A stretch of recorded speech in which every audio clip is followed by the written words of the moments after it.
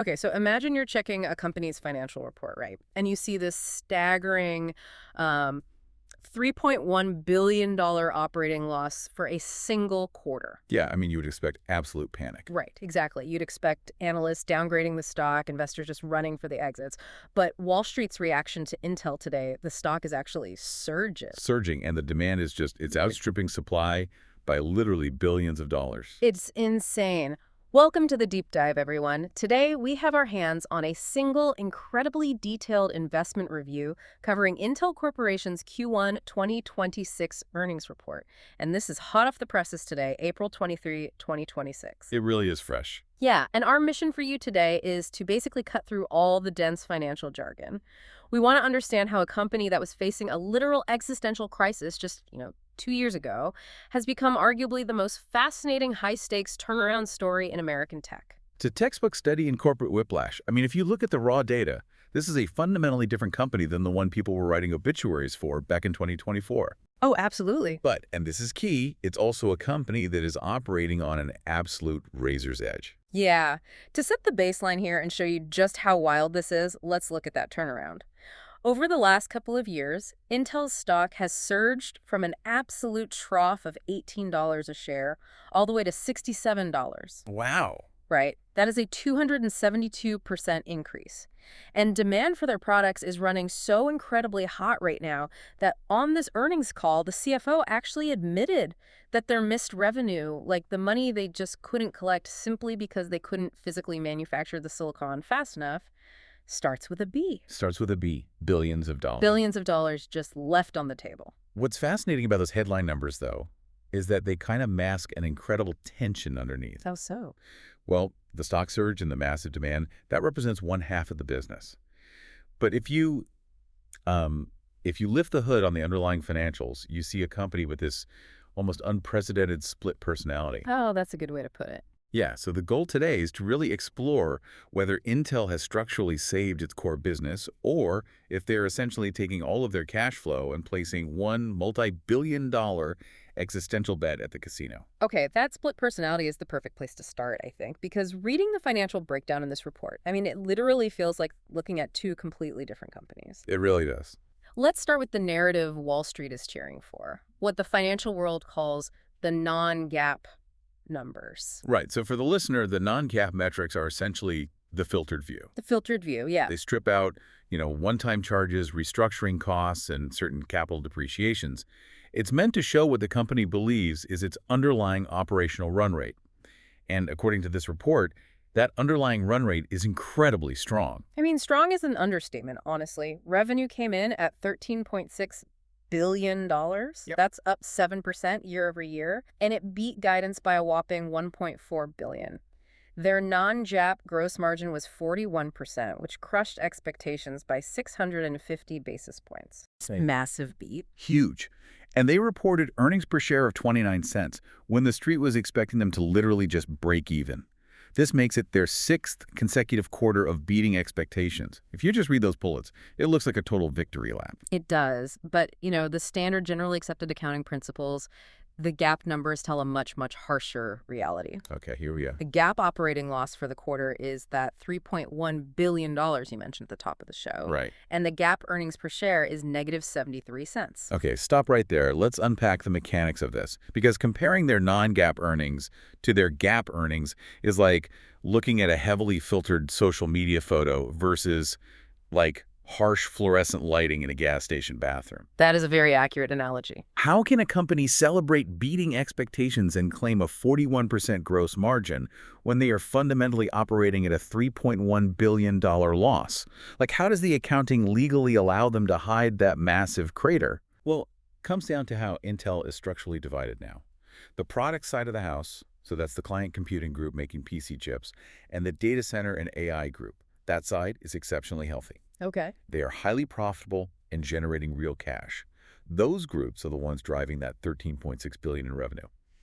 But those harsh GAAP numbers, they reflect the brutal reality of the other side of the house, which is Intel Foundry, the manufacturing operations. Right, the side that physically builds the silicon. Exactly. Yep. Intel Foundry is currently losing $2.4 billion every single quarter. Wow, every quarter. Every quarter. That translates to a negative 45% operating margin. And the reason GAAP requires you to factor that in, while non-GAAP allows Intel to, adjust it out, is because building a semiconductor fab takes years. Decades sometimes. Right. Intel is pouring tens of billions into new factories and extreme ultraviolet lithography machines that just aren't producing sellable chips yet. They are taking massive restructuring charges, equipment impairments, startup costs. So non-GAAP basically says, ignore that, it's an investment for tomorrow. Exactly. While a GAAP says, hey, you spent the cash today, so you take the loss today. So for someone evaluating the stock at $67, what does this gap actually mean? Because traditional value metrics have to be completely useless here. If the gap price-to-earnings ratio is sitting at, 307x? Oh, they are completely useless. At 307 times earnings, you are not paying for what Intel earns today. Obviously not. No, you are paying a massive premium for a turnaround that is priced for absolute perfection under their CEO, Lip-Bu Tan. Yeah. You are betting that the massive cash burn in the foundry today will create a monopoly-like manufacturing advantage tomorrow. But to fund that massive cash burn, the core product side must be doing some incredibly heavy lifting. It really is. To understand how they're generating the cash to keep the lights on in those new factories, we have to talk about a sudden shift in the AI landscape. A shift that has brought the narrative rushing right back in Intel's favor. This is perhaps the most critical technical pivot detailed in the entire investment review. The data center and AI revenue grew 22%. Which is huge. Right. And their ASIC business, which is custom-built silicon designed for specific AI tasks, nearly doubled. It is now running at over a $1 billion annual run rate. That's incredible. But the real standout metric is in the client computing mix. AI PCs now make up over 60% of Intel's CPU shipments. Think about that for a second. Just 2 years ago, the entire tech industry had completely written off Intel because they lost the GPU war to NVIDIA. Yep, GPUs were the only thing that mattered. Exactly. GPUs were all that mattered for AI. Now AI PCs are 60% of their mix. Let's break down the mechanics of why the CPU has suddenly become relevant again. Please do. So think of AI workloads like a giant corporation. The GPUs are the heavy lifters, right? They do the initial training. They are locked in a room digesting the entire encyclopedia of the internet to build the large language model. Right. But CPUs are the middle managers. They are the ones actually applying that knowledge in real-time, day-to-day interactions. But I have to push back here for a second. Yeah. Is this CPU renaissance actually real, or is this just clever marketing from a company trying to change the subject away from their lack of a dominant GPU? It's real. The data in this report proves it is a structural shift in how AI is being deployed. If we look at the GPU to CPU ratio, it is narrowing dramatically. Okay. So during the initial AI training phase, that massive data digestion you just mentioned, the ratio was 8-to-1 in favor of GPUs. Makes sense. But as AI models mature and move into the inference stage, which is simply the AI actually answering queries in the real world, that ratio narrows to 4-to-1. And the report indicates it narrows even further with what they call agentic AI workloads. We should probably define what that means for the listener. Yeah, so agentic AI represents systems that don't just generate text or answer questions. They take autonomous actions across multiple applications to complete a workflow on your behalf. Okay. They act like a literal digital agent. So instead of me asking ChatGPT to write an email draft for me to copy and paste, an agentic AI actually opens my email client, analyzes my inbox, drafts the response, checks my calendar for conflicts, and literally hits send. Precisely. And from a compute architecture standpoint, that kind of work relies heavily on serial processing. Okay. Meaning what? Handling tasks sequentially and managing system memory across different applications. That is exactly what a CPU is designed to do. Oh, I see. GPUs are brilliant at parallel processing, doing millions of tiny math equations simultaneously for rendering graphics or training neural networks. But they're inefficient at navigating an operating system. So for agentic workloads, the GPU to CPU ratio approaches parity. It might even flip to favor the CPU. Which perfectly explains the 60% AI PC mix. Well. And we have irrefutable proof points in the report that the industry giants are actually buying into this architectural shift. We do. Google just signed a multi-year long-term agreement with Intel. Wow. There's a massive partnership with Sambanova for custom silicon. But the absolute mic drop moment in this report, NVIDIA just selected Intel's Xeon 6 as the host CPU for their new DGX, Rubin, and VL8 systems. That is insane. That is the ultimate validation. NVIDIA, which literally dominates the AI hardware space, essentially acknowledged that their next-generation supercomputers cannot function optimally without Intel's latest CPU managing the data flow. Exactly. The king of GPUs needs Intel's middle managers to run the office. I love that. That dynamic perfectly explains why demand is outstripping supply by billions. The CPU has completely reasserted itself as the indispensable foundation of the AI era. But here's the catch. There's always a catch. Catching billions of dollars in demand requires actually manufacturing the chips, which brings us all the way back to that $2.4 billion elephant in the room, the foundry. Yes. This is the core of the IDM 2.0 strategy. Let's unpack that term. Intel is unique because it is an integrated device manufacturer, or IDM. Right. They don't just design the chips and outsource the manufacturing to Asia, like AMD or Apple do. They actually physically build them in their own factories. And IDM 2.0 is Lip-Bu grand vision to not only build Intel's chips, but to open up those factories to become a massive third-party manufacturer for other companies. Competing directly with TSMC. Exactly. So how are they doing on that front? Well, the technical updates on this front are actually quite strong. The report highlights that their next-generation manufacturing process, which is called 18A, is hitting its year-end yield targets mid-year. That's ahead of schedule. Very much so. And the generation after that, 14A, is tracking even better in terms of maturity. Plus, they have an advanced packaging backlog in the billions. Okay, let's pause and explain what an advanced packaging backlog is, because that is not just selling a single chip. Far from it. Advanced packaging is really the future of Moore's Law. Instead of trying to carve one massive, incredibly complex chip out of a single piece of silicon, advanced packaging allows you to take smaller, specialized chiplets. Like Lego blocks. Exactly. Maybe a memory chiplet from one company, a networking chiplet from another, and a compute chiplet from Intel. And you physically stitch them together on a single microscopic substrate so they act as one processor. That sounds incredibly complex. It is. Having a backlog in the billions means companies are lining up to pay Intel to perform this highly complex integration. And then there's the Terafab partnership, which the report highlights as a massive strategic endorsement. Elon Musk, SpaceX, xAI, and Tesla are all partnering with Intel to build next-generation tech. That's a huge signaling win. It really is. But I am going to challenge the viability of this entire IDM 2.0 concept. Okay, let's hear it. Building this foundry network is like a real estate developer building the world's most expensive state-of-the-art mega hotel. You've got marble floors, a world-class chef, the best beds money can buy. But right now, almost no paying guests are actually staying there. Yeah. The external foundry revenue numbers absolutely support that skepticism. Despite all the hype, the progress on 18A, and that advanced packaging backlog, Intel's actual external foundry revenue for the quarter was a measly $174 million. Against a $2.4 billion quarterly loss. Exactly. They are burning $2.4 billion to make $174 million from outside customers. How long can they keep the lights on at this empty mega hotel before the bank just forecloses? Well, to understand the justification for that burn rate, you really have to look at the moat they're trying to build.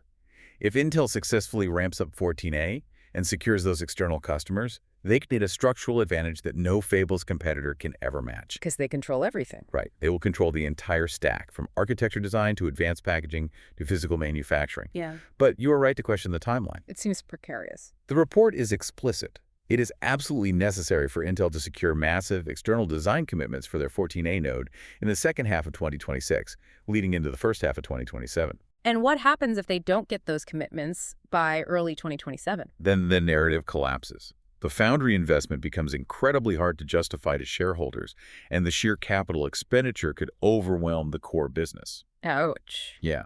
But we also have to factor in the geopolitical safety net that's mentioned in the report. Intel operates the most advanced fabs in the Western world.